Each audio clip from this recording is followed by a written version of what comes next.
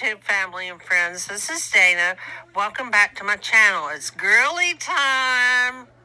For those of you that watch on a regular basis, as you can see, the first palette to arrive was the Too Faced Gingerbread Spice palette for the holidays. I ordered it from Ulta and it came in just a couple of days. This video is going to show you some swatches, but what I ended up coming up with the help of my daughter is that we are makeup collectors, and some of the older Too Faced palettes the same as this, and I can tell you the long answer short is yes. And if most of you are into makeup, you know the first OG palette that they came out with was, of course, the Too Faced chocolate bar.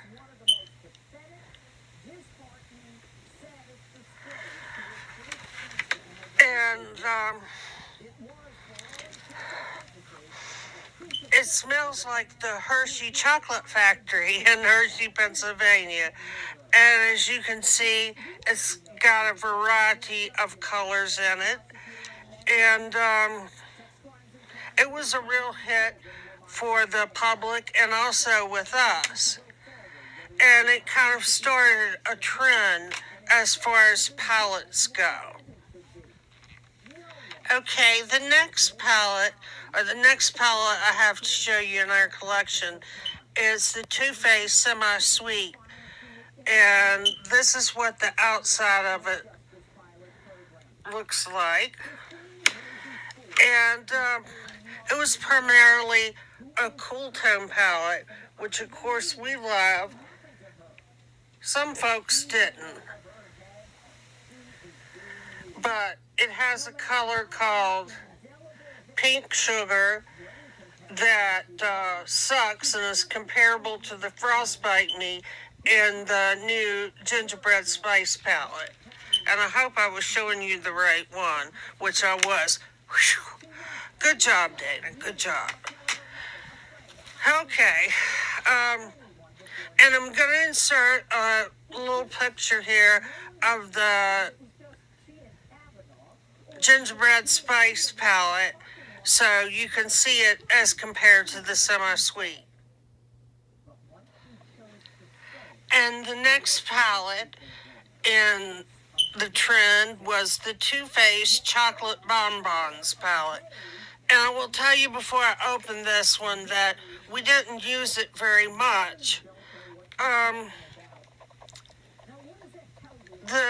It's really cute how they made the eyeshadows in heart shapes.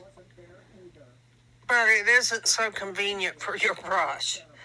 And we found the big eyeshadow colors, the long ones in rectangular, were just in the way.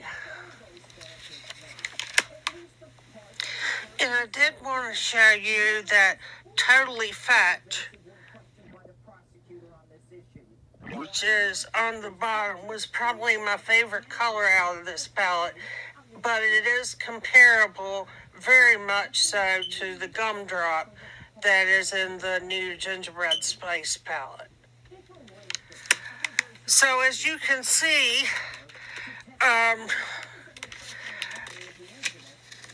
Too Faced, sorry about all the ums and the awkward silent moments, but when Too Faced started with the chocolate bar palette, they started a trend, and we have picked up most of the palettes, and the next one was probably the one I have the saddest story to tell, and it was the Too Faced Peach palette. This is where we fell out of love with Too Faced. We ordered the palette, they sent it, I opened the box in front of my daughter. There was some type of bubble wrap in it, and no product, none. I immediately contacted the company, and they almost acted as if like I was trying to pull a scam over on them, which I absolutely was not. But I did write to Jared, the owner at the time. They did end up refunding my money, and even though they said the pallet was sold out, after I wrote Jared, a couple of days later, this showed up.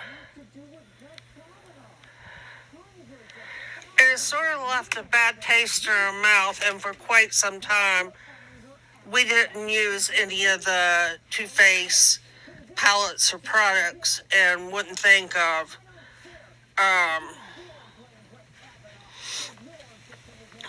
buying any of it. The last one I have was when I decided, okay, well, let's give them another try. And I picked up the Too Faced Just PT palette, which of course says it's mattes. And it's very cute packaging. But once again, as you can tell, we are makeup collectors, and we have such a variety of palettes. Even though many of the colors are same, they don't often get used. The new palette is the Gingerbread Spice palette. They have lots of complaints about the frostbite me. I told my daughter, who did some swatches for you, that I thought I would like it, but I'm going to insert her swatches here because she actually helped me put this whole video together with my notes and everything. So I'd like to show you her swatches.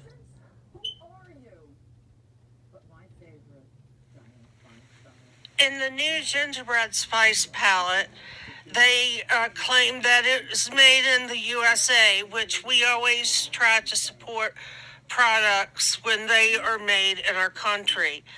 But if you look closely on the box and the label, it said it was assembled completely in the Dominican Republic, which there's nothing wrong with that, but sorry about that. But they want to give you the impression that everything was made in the USA, and that's just not exactly how it is.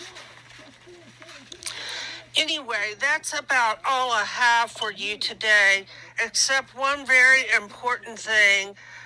We have a person we follow on YouTube and Instagram, and they mean a lot to us, and they have a child that's very sick, and we'd like to ask for your prayers for this child.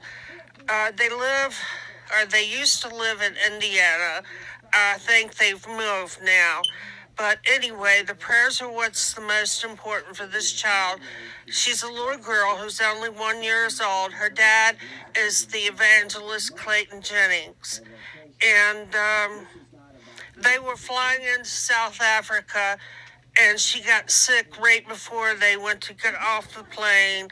She's got pneumonia, and they also found out she has type 1 diabetes, and that's very serious, as you might know.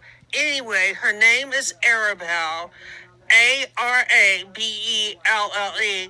And like I said, I would appreciate it if you could say some prayers for little Arabelle, that God would take care of her and lead her mom and dad